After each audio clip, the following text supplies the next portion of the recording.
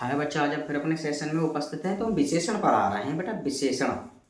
तो आज हम परिमाणवाचक विशेषण पर बात करते हैं कि परिमाणवाचक विशेषण क्या होता है, इसको कैसे हम पहचानेंगे कि ये परिमाणवाचक विशेषण है या और अन्य कोई विशेषण है। ठीक है, तो हम परिमाणवाचक विशेषण पर बात करते हैं कि परिमाणवाचक विशेषण आखिर है क्या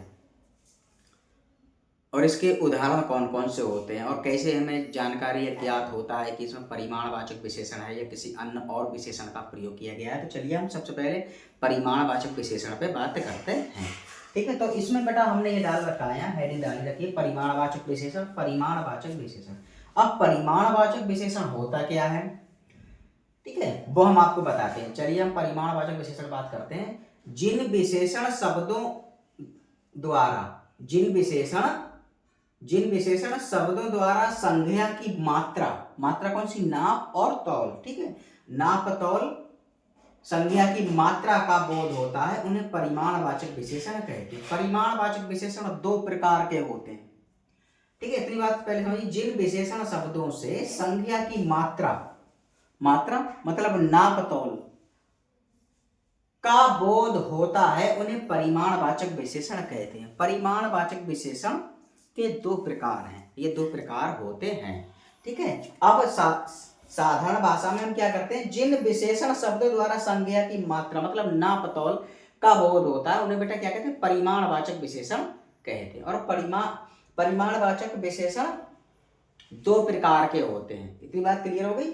जिन विशेषण शब्दों द्वारा संज्ञा की मात्रा, जिन विशेषण शब्दों द्वारा संज्ञा की मात्रा मतलब नाप तौल का बोध होता है, उन्हें परिमाणवाचक विशेषण कहते हैं।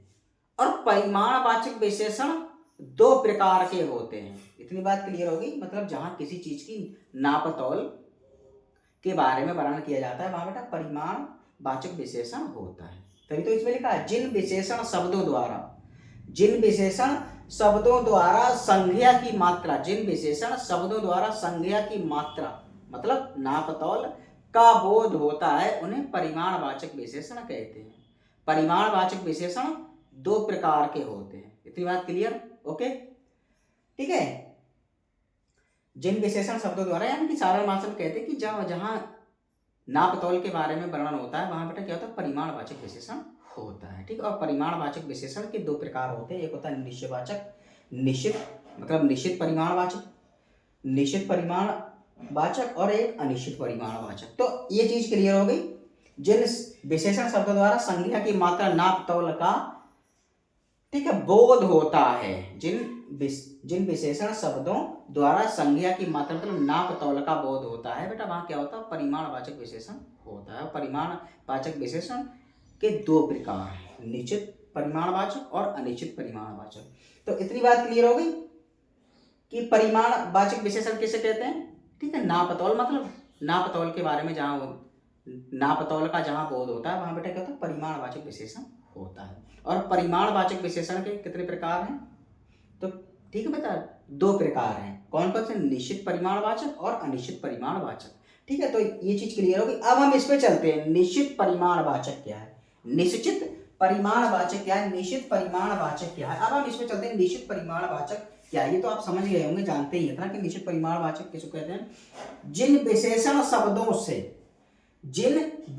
शब्दों से संज्ञा की निश्चित मात्रा का बोध होता है, उन्हें निश्चित परिमाणवाचक विशेषण कहते हैं। निश्चित परिमाणवाचक विशेषण कहते हैं। मैं दोबारा फिर बता रहा हूँ, इस चीज पे आ रहा हूँ। इसके जो दो प्रकार हैं, मतलब निश्चित परिमाणवाचक, जिन विशेषण शब्दों से संज्ञा की निश्चित मात्रा का बोध होता है, उन्हें निश्चित परिमाणवाचक विशेषण कहते हैं। अब आपके मन में ये सवाल उत्पन्न होता होगा, ये जागृत होता होगा कि सर ने ये तो बता दिया, इसकी एग्जाम्पल उदाहरण भी बताया। ठीक है, बताता हूँ दोबारा फिर मैं चलता हूँ। जिन विशेषण शब्दों से संज्ञा की निश्चित मात्रा का बोध होता है, उन्हें निश्चित परिमाणवाचक विशेषण कहते हैं। अब जैसे इसमें एक उदाहरण, 1 किलो आलू। अब यहां आपकी समझ में आएगा, इसमें क्या है, निश्चित परिमाणवाचक, जिन विशेषण शब्दों से संज्ञा की निश्चित मात्रा का बोध होता है, उन्हें निश्चित परिमाणवाचक विशेषण कहते हैं। अब जैसे 1 किलो आलू क्या है, 1 किलो आलू साफ बात है कि भाई 1 किलो है, या 1 किलो चीनी कह सकते हैं, 1 किलो अन्य भी कुछ कह सकते हैं खाने पीने की, जैसे केले सेब संतरे वगैरह कह सकते हैं। 1 किलो है, निश्चित है कि भाई 1 किलो है, ये निश्चित है कि 1 किलो है। 4 किलो भी कह सकते हैं, 2 किलो भी कह सकते हैं, लेकिन निश्चित तो है वो 1 किलो 1 किलो ही है, 2 किलो 2 किलो ही है, 3 किलो 3 किलो ही है, निश्चित तो है, पता तो है हमें ये कितनी है, तभी तो ये नकल निश्चित, निश्चित परिमाण वाचक, निश्चित परिमाण वाचक विशेषण, विशेषण यहाँ नहीं लिखा है, विशेषण इधर है, निश्चित परिमाण वाचक, निश्चित परिमाण वाचक, तभी तो लिखा 1 किलो आलू, ठीक है, 1 किलो सेब कह सकते हैं, 1 किलो संतरे कह सकते हैं, ठीक है, 1 किलो अमरूद कह सकते हैं, जो निश्चित हो, जो क्लियर हो कि ये चीज इतनी है, ठीक है। 5 किलो भी कह सकते हैं। अब 10 मीटर कपड़ा, कपड़ा है कितना है, 10 मीटर है, क्लियर है 10 मीटर है भाई, 10 मीटर कपड़ा है, क्लियर तो है, पता तो लग रहा है कि 10 मीटर है ये। ऐसे ही 1 किलो आलू, 1 किलो आलू, 1 लीटर दूध, 1 लीटर दूध है नहीं, 1 किलो आलू 1 लीटर दूध, पता है 1 लीटर दूध है, 4 लीटर कर सकते हो, 5 लीटर कर सकते हैं, 2 लीटर कर सकते हैं, 3 लीटर कर सकते हैं, क्लियर है कि 1 किलो है, 1 लीटर है, ठीक है, 2 किलो है या 2 लीटर है, तभी तो ये लिखा निश्चित परिमाणवाचक, निश्चित परिमाणवाचक, निश्चित परिमाणवाचक, ठीक है, ये बात क्लियर हो गई।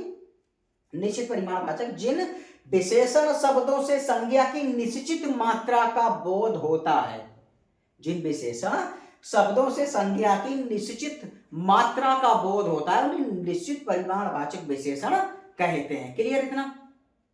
तभी तो ये लिखा 1 लीटर दूध, 10 मीटर कपड़ा, 1 किलो आलू आदि, ठीक है, इसके अलावा भी और कुछ आप कर सकते हैं। अब अनिश्चित जो हो गया निश्चित वाचक, ठीक है, निश्चित परिमाणवाचक विशेषण हो गया, निश्चित परिमाणवाचक। अब अनिश्चित परिमाणवाचक, अनिश्चित परिमाणवाचक, ठीक है, अनिश्चित परिमाणवाचक। अब यहाँ आप देखिए यहाँ क्या है, यहाँ तो निश्चित मात्रा का बोध हो रहा है, यानी कि निश्चित चीज का पता लग रहा है, या निश्चित चीज के बारे में ज्ञात हो रहा कि इसमें 1 किलो है या 2 किलो है, 5 किलो है, 3 किलो है, जो भी है। अब इसमें अनिश्चित परिमाणवाचक, अब इसमें संख्या, इसमें उसके निश्चित वस्तु का निश्चित, ठीक है, निश्चित संख्या का वो इसमें नहीं होगा, ठीक है, निश्चित इसके इसमें अनिश्चित होगा, अनिश्चित होगा, ठीक है। इसमें क्या है, जिन विशेषण शब्दों से संज्ञा की अनिश्चित मात्रा का बोध होता है उन्हें अनिश्चित परिमाणवाचक विशेषण कहते हैं। मैंने बताया था अभी, इनमें क्या है, जिन, ये तो बेटा निश्चित है तो निश्चित के बारे में बोध होगा, अब इसमें अनिश्चित है तो अनिश्चित के बारे में बोध होगा। जिन विशेषण शब्दों से, कौन सा है, अनिश्चित परिमाणवाचक, जिन विशेषण शब्दों से संज्ञा की अनिश्चित मात्रा का बोध होता है उन्हें अनिश्चित परिमाणवाचक विशेषण कहते हैं। इतनी बात क्लियर होगी। इसमें मात्रा के बारे में ज्ञात नहीं है तो, लेकिन कितना है इसके बारे में जानकारी हमें नहीं है, तो लिखा अनिश्चित परिमाणवाचक, और इसमें निश्चित परिमाणवाचक। निश्चित परिमाणवाचक में हाँ पता है कि मैं ये चीज इतनी है, निश्चित हो रही है, उसमें क्लियर हो रहा है। अब इसमें अनिश्चित है, पता ही नहीं लग रहा, हाँ है तो, लेकिन ये पता नहीं कितनी है। तो चलिए इनमें क्या है, मैं दोबारा फिर इसी चीज पे आ रहा हूं, इनमें क्या है, अनिश्चित परिमाणवाचक, जिन विशेषण शब्दों से संज्ञा की अनिश्चित मात्रा का बोध होता है उन्हें अनिश्चित परिमाणवाचक विशेषण कहते हैं, ठीक, इतनी बात क्लियर हो गई है।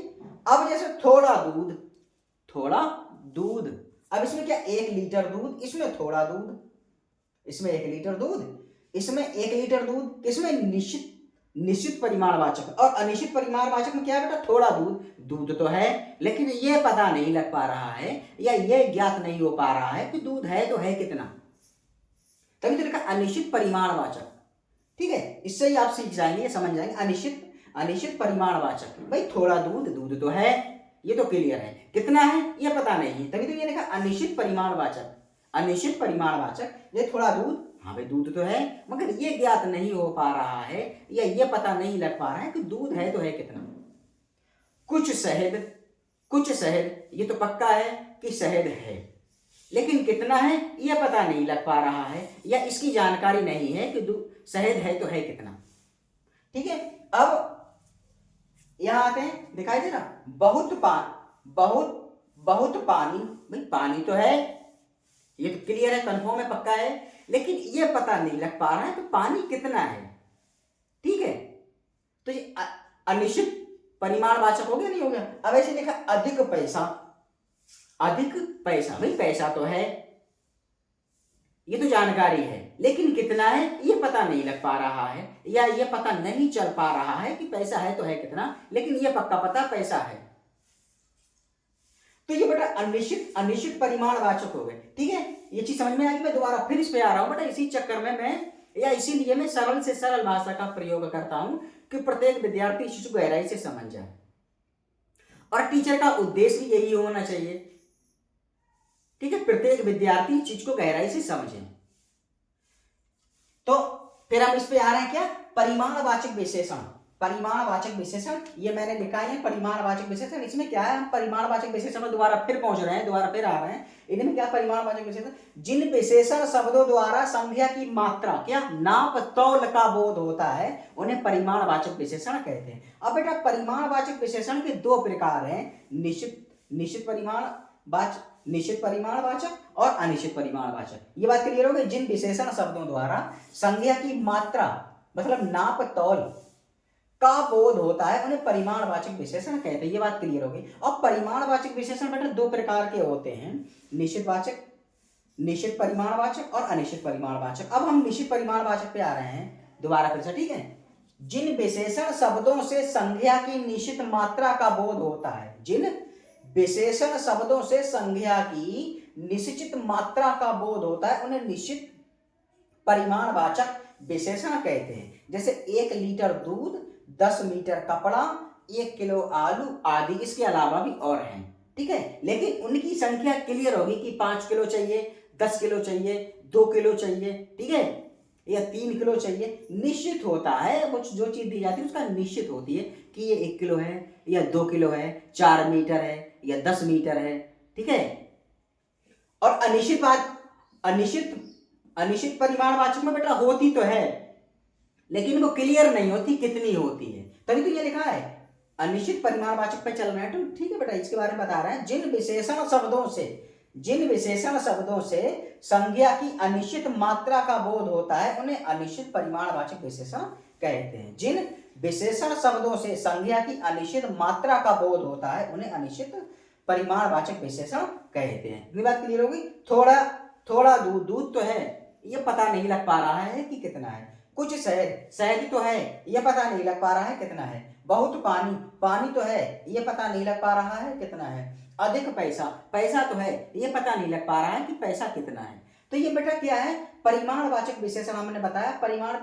परिमाणवाचक विशेषण बेटा दो प्रकार के होते हैं, निश्चित परिमाणवाचक और अनिश्चित परिमाणवाचक। तो ये हमने आपको बड़ा बिंदास तरीके से और सरल भाषा में हमने बताया। ये बेटा गहराई से आप पढ़ना, मन लगा के पढ़ना। कंपटीशन एग्जाम है, कोई मजाक नहीं, हल्के में ना ले इसको, पूरी ताकत झोंक दीजिए एक सीट पक्की करने के लिए। कंपटीशन एग्जाम में एक पोस्ट मतलब एक नौकरी पक्की करने के लिए। तो ये आज हमने आपको परिमाणवाचक विशेषण के बारे में बताया। परिमाणवाचक विशेषण क्या है, ठीक है, इसके कितने प्रकार हैं, किस प्रकार में किसके बारे में वर्णन किया गया है। तो आप मन लगा के पढ़िए, खूब गहराई से पढ़िए, खूब बिंदास तरीके से पढ़िए, पूरी जान झोंक दीजिए। ठीक है, पढ़ाई करने में तन और मन से पढ़ाई करिए, बिंदास तरीके से पढ़ाई करिए। किसी तरीके की कोई अपने मन के अंदर कंफ्यूज ना पालिए। ठीक है, किसी तरीके की अपने मन के अंदर कोई भी कंफ्यूजन मत रखिए।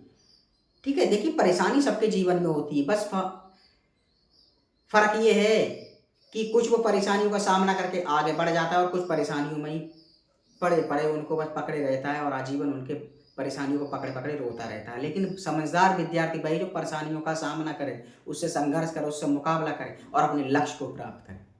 ठीक है, तो ये हमने परिमाणवाचक विशेषण के बारे में आपको बताया कि क्या है। तो आप मन लगा के इसको गहराई से पढ़िए बिंदास तरीके से। तो बस मेरा वीडियो बनाने का यही उद्देश्य था। तो मैं आशा कर सकता हूँ कि ये सेशन आपके या यह वीडियो आपके पसंद आया होगा। अगर ये वीडियो आपके पसंद आया हो तो इस वीडियो को ज़्यादा से ज़्यादा शेयर करिए और हमें यूट्यूब पे ज़्यादा से ज़्यादा सब्सक्राइब करिए, इंस्टाग्राम पे हमें फॉलो करिए। तो बस आज तक के लिए इतना ही। हम फिर अगले सेशन में उपस्थित होते हैं, तब तक के लिए धन्यवाद।